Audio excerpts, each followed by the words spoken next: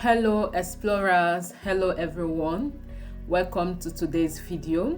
I am so happy to bring this amazing opportunity in Australia to you all. This scholarship is a fully funded scholarship for a research master's or a research PhD. This scholarship covers your tuition fees. You will also be given monthly stipend and a settlement allowance if you are relocating from abroad. Another amazing thing is that this scholarship has approximately 600 open spaces which will be filled by successful applicants. Another amazing fact about this scholarship is you don't need your Ielts. There are some conditions attached to it. We are also going to see it in this video. If this is what you really want to watch, stick to the end of this video so that I will take you through the eligibility criteria, how to find your supervisor, how to apply in this institution, and how to find the eligible courses. Guess what? It is open to all fields as far as you can find a research opening in your course of study. Now let's go into this video. All my returning subscribers, thank you so much. I really appreciate all your support. I never take them for granted. If you are new to this channel, welcome to the family. This is Adaeze Explores, and here I share your fully funded scholarships. I also share some tips about studying abroad. I share my tour vlogs and lifestyle here in Germany. If this is what you want to watch, kindly hit that subscribe button and turn on your notification bell so that you'll be notified whenever I post a new video. You know, most of my videos are scholarship applications. There is need for you to get the information right on time.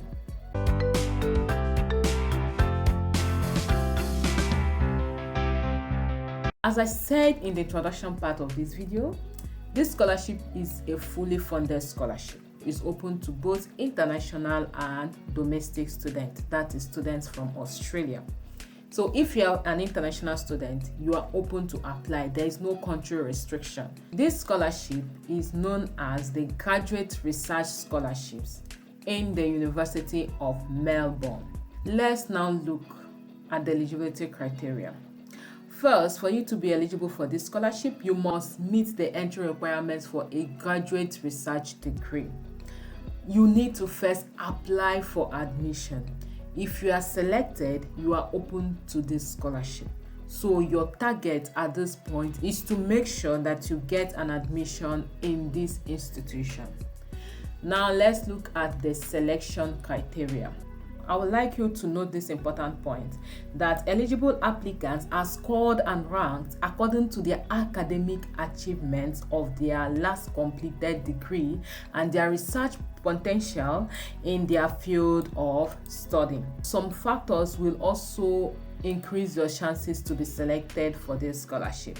For example, your relevant professional experience, your referred publications, and so on and so forth. Kindly go through this page to get more information. And as I said, for you to be selected, your course should be a research-based course. It should not be a taught program. Let's look at the application process. If you are a new student and have applied for a graduate research course, that is the condition. You must have applied for a graduate research course by the application closing date for that course. You will be automatically considered for the graduate research scholarships. You also receive a notification that a scholarship application has been added to your record within 10 business days of having submitted your course application. And as this scholarship is based on you getting an admission, I will advise you, make your application for admission very outstanding. Make sure you put in your best foot, all your experience. If you have some papers, if you have some conferences, anything you have that you know that will give you an edge over other students, please include it while submitting for your admission, because that is what will be used. It is those things that you submitted at those earlier stage that will be used to review your application for this scholarship. And for you to apply for this scholarship, you must have submit an application form by 31st of October. I know at this point people will be thinking, it's so early. No, it is not early. Mind you, you need to first find the supervisor, then you apply for admission. After your admission, you will now apply for this scholarship before the 31st of October. How you apply for this scholarship is just by filling an application form. It's not like doing a full application. The main application is for admission. So that is it. For this application, you'll be submitted by the 31st of October. You will be considered for this scholarship in the following year. So if you apply this year, you will be traveling by next year to commence your studies in Australia. Let's quickly run through the benefits of this scholarship. I know I've said some bits of it within this video, but now let's look at it holistically. Here you will be given a full tuition fee that covers your tuition for a 2 years master's or a 4 years PhD program by research. And also you'll be given a living allowance of up to 34,000 Australian dollars per year. And if you divide this by 12, you'll be having around 2,800 Australian dollars per month. And this allowance covers throughout the duration of your studies for your 2 years master's or 3.5 years of your PhD. And also you will be given a relocation allowance. If you are within Australia, you'll be given 2,000, but if you are from your home country, you'll be given about 3,000 Australian dollars to settle down in Australia. Also, this scholarship covers your health insurance. Now let's look at the courses that are offered in this university. And I hope you know Melbourne is a very wonderful university to study in Australia. It is one of the best universities in Australia. Let's look at the different courses which are offered in this institution. For you to have that information, on this homepage where we have been looking at, you will see this place. Just click here. It will take you to the home page of this institution. This is the home page of this university. When you come down this page, you click on courses. For these courses, you click on this arrow. At this point, since you're going for a graduate research, you click on this arrow here. It will now take you to this page where you can browse research programs. For scholars that want to go for their PhD, you have the following PhD programs: in accounting, in actuarial studies, in business administration and analytics, in decision, risk and financial sciences. You also have in programs in economics, you have doctoral program in finance. So these are the different of them. For those going for their masters by research, you have masters of advanced social work, you have masters of arts, you have masters of arts.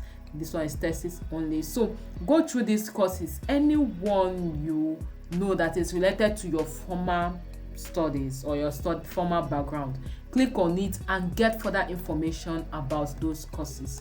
You can see here there are many of them. There are varieties of them. I know you will definitely find one that is related to your previous field of study. Now let's look at the application process for international applicants. I'll put this link in the description box of this video. Do well to check it out. First, you choose your course. We have already seen it in this video, the different courses sponsored in this institution. The next step is to check eligibility and fees. You know, these fees is normal, but when you win that graduate research scholarship, your fees will be waived. And then the next thing is to prepare your documentation. So here they have clearly stated what you need. Here are the different documents you need for this application, which include your academic transcript. You also need referees. You need to provide 2 referees, and there are some conditions stated here. First, if it is less than 5 years since you completed your last course, they should be academic referees. But if you have graduated for more than 5 years, you should be a professional referee. This can be your supervisor at your place of work, it can be your manager, but it should be someone in your professional field, no longer your academic referee. Please take note of this so that you will know the right person to submit. And note is only their name and their contact details you will submit for this application. And here you will see the different publication. Here they stated how you're going to list the publications you have done if you already have. So it's not mandatory, but if you have publications, kindly submit them. Here are guidelines of how to present these papers. Now here is now how to find a supervisor. This is a very important step in this application because you need to find a supervisor before you even apply for admission in this school, because you need to be sure that someone is ready to supervise you in your area of research before you can apply for admission. Click here, it will give you a guide about what an academic supervisor is, which when you open it, it will be showing you the different rules and what you need to do. So at your leisure, kindly go through this page and get further information. So there are different ways you can show that you have already gotten a supervisor for your chosen research area. You can either upload an email from them stating that they are providing in-principle support for your application, or you complete this form. If you click on this place, it will download a Word document for you, which when you open it, this is what the Word document looks like. You will fill it and send it to your supervisor, and your supervisor will sign it with date stating that they agreed to provide in-principle support for your research. So take note of this. It's either you send the mail they give to you, or you fill this form. Here you fill your name, your application number. So that is it. Now let's look at how to find a supervisor. If you click at this point, this page will open, which will bring you to this home page of finding an expert. So all you need to do is to type your area of research. If you are going for finance management, and your enter key, it has brought out 42 results, but you need to filter this. If you look at the left hand part of this page, you will see available to supervise, available for media. You are looking for people that are available to supervise you for your studies, so you will activate this point, available to supervise. You will see now it has reduced that 42 results to now 15 results. So these supervisors here now are available to supervise you for your research. So all you need to do is go through their profile. Anyone that aligns with your career interest, email them and then seek their supervision. If they are free, they will tell you. If they are not, you look for another person among these people and also send an email. It's advisable you can send email to all of them that aligns with your research interest. Send to all of them, then you wait for their responses. So that is it about finding a supervisor. Let's look at how to apply in this institution. So for you to apply in this institution, you can apply online. If you're a new student, you apply online. So when you click here, it will open this page. So on this page, you will see courses and scholarship applications. So your application for admission is also your application for scholarship. So here you will see username and password. These are for people that are coming back to continue their application or to log into their portal. But as you're a new applicant, you come down here, you will see apply as a new student. So you click on it. This page will open. On this page, you will now see the different areas you need to fill. The first one is to register. Here you put in your title. You can put in Mrs. or Miss or Mr., anyone you are. Then here you put your name, other names, your preferred given name, then your family name here. Then if you're married, you can put your previous family name, depending. Then here is your date of birth. You fill in your date of birth. Here you fill in your gender, male, female, or anyone. Here you fill in your gender. Then here you fill in other details, your email address, your home address, your work phone, and your mobile phone, and different. So after filling here, at this point, you will choose that you are an international student who intend to apply for one of these visas. Then you continue to fill this information. When you are done, here you submit your country. Here you put your details. So that is it for here. Then you agree and continue with your registration. It will now take you to the second phase of these applications till you reach stage 5. That is when you have completed your application. Let's look at the English language requirements of this institution.